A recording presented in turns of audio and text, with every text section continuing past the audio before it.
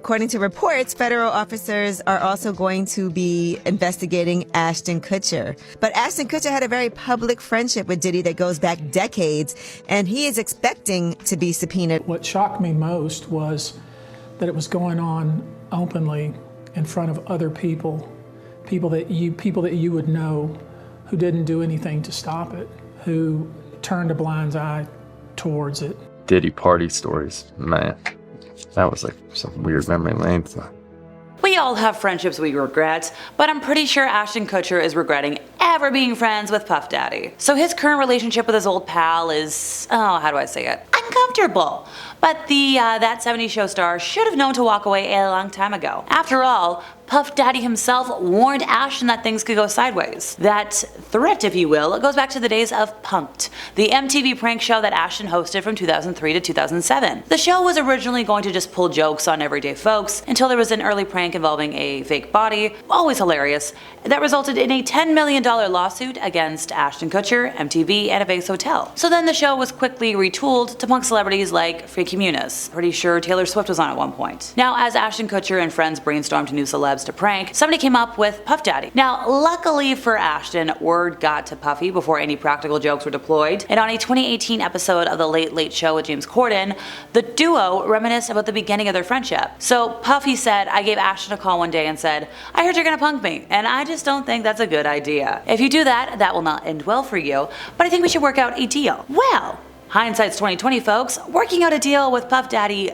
didn't do so well for Ashton. Sources say that he's so exasperated that once again he's being dragged through the mud because of his past associations. What has been going on? Let's see. Danny Masterson, now we got Puff Daddy, and other stories we'll get to in a moment. And it's got Ashton convinced that, like, maybe I should get out of Hollywood. In his view, it's the town's fault. It's just a cesspool. So, if you don't know the name Danny Masterson, for those who are unversed, Ashton Kutcher and wife Mila Kunis wrote letters to a judge in support of Danny Masterson after he was convicted of SA, claiming he had been a good person. Now the letters went public, the couple faced massive backlash from fans online, and they did eventually apologize via Instagram. Ashton stepped down from his role as chair of his foundation that fights against those kinds of crimes. He's come under fire following the arrest of Puff Daddy on charges of racketeering, conspiracy, and a lot of other bad things. And there's been a lot of old clips of interviews of the two buddies, being bros, and folks questioning why. Now, Ashton mentioned that the duo became fast friends. He was like, oh yeah, we'd hang out, we'd watch football together. When asked about the depravity, and specifically the ickiness that went on at the infamous parties, he's like, I got a lot I can't tell. Nope, can't say that either. Sir, it might be time to start spilling the beans. And yes, while Puff Daddy has denied all allegations against him, he is currently behind bars at the Federal Metropolitan Detention Center in Brooklyn, waiting his trial that's not set to begin till May. Also, there might be another criminal case that Ashton might want to run away from because he's thinking about moving. So if we're going back to the year 2001, it was a February night, Ashton thought he'd been jilted after his date didn't answer the door. The original plan for the night was for him to pick her up at 8, but he was invited to watch the Grammys at a friend's house. So apparently he, called the girl around 7:30 to be like, hey, I'm gonna be later than 8. Called again to keep her posted on his whereabouts. He left a voicemail. She called back from her roommate's phone saying the house phone wasn't working. I think it was like 8:24 at that point. She's like, yeah, I'm just getting out of the shower. I'm gonna go dry her hair. So Ashton was like, okay, cool. No big deal if I'm late. And also, like, sidebar, one of the first detectives at the scene later did see a blow dryer on the toilet seat, so could be legit. So according to Ashton, shortly after 10 p.m., he was like, hey, I'm on my way. There was no answer. He decided to not go straight there. He's like, hey, I would like to touch base first. When he got there, her car was in the driveway, but he thought she might be mad at him because he was late and purposely not answering. So he's like, oh no, I just left. Well, there's a reason she wasn't answering. Her body was no longer, conscious. It was found by her roommate with 47 wounds the next day. But Ashton was like, oh no, I just thought I was stood up. And that is a direct quote from the Los Angeles County Deputy District Attorney. He's like, yeah, no, Ashton just showed up. So Ashton also thought he saw like red wine on the floor. And turns out, yeah, the evidence showed that that was actually Ashley's bodily you-know-whats. She'd already been away at that point. But the LAPD was like, look, Ashton wasn't a big deal at the time. He, was just a mutual friend. They were just like casually dating. It was just, a fling, if you will. He wasn't a long-term relationship. He had no ties to her. He had gone, so her name was Ashley. I think I've already mentioned that. They dated for like 2 weeks, couple of little things here and there.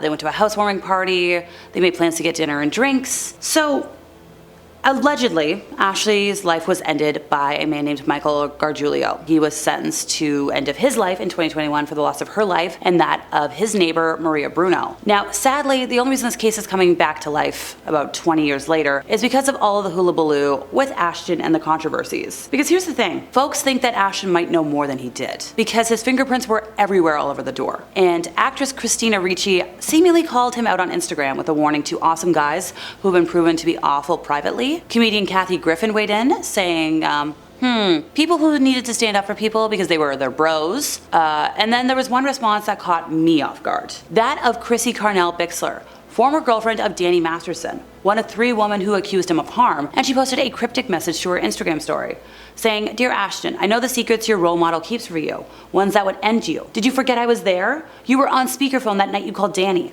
February 21st, 2001.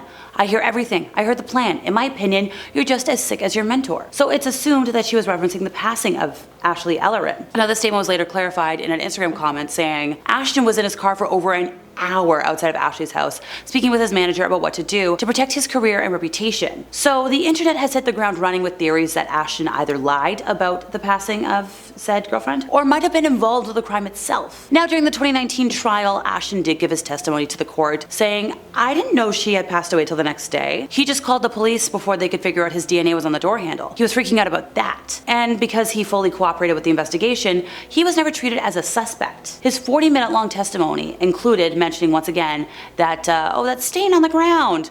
I just peered through the window to see if I could see her. But he's like, oh no, that just wasn't alarming. Like, I went to her house days before. It was like a crazy party. It was a rager. He thought it was just a stain left over from that. Now, as for the man who allegedly took the poor girl's life, he had met her months earlier. He had offered to fix her tire, left a business card promoting his air conditioning repair services. In 2010, the county sheriff's office described him as a bragger, a BS artist. He would meet and befriend and associate with women, form a superficial relationship with them, and ultimately, that would be the end of their life. So he was every woman's nightmare. He told a number of people he was in the movies and was a high-end plumber for celebrities. Now, there was somebody who testified in the trial that said that he was living a block away from the poor girl at the time and would frequently show up at her house unannounced. Apparently, his vehicle had been parked outside at awkward hours of the day, seemingly in an attempt to surveil the poor girl. Now, this man was caught in 2008 when his DNA evidence was found following the attempted ending of life of Michele Murphy, who did testify at the 2019 trial, by the way, saying initially in the days, weeks, and months after it happened, she barely slept. So after all of this, sounds like Ashton and Mila kind of want to flee the country to avoid all of these things following them. And like, hey, if you can get out, get out. Good luck, folks. And that's all for today, everybody. See ya.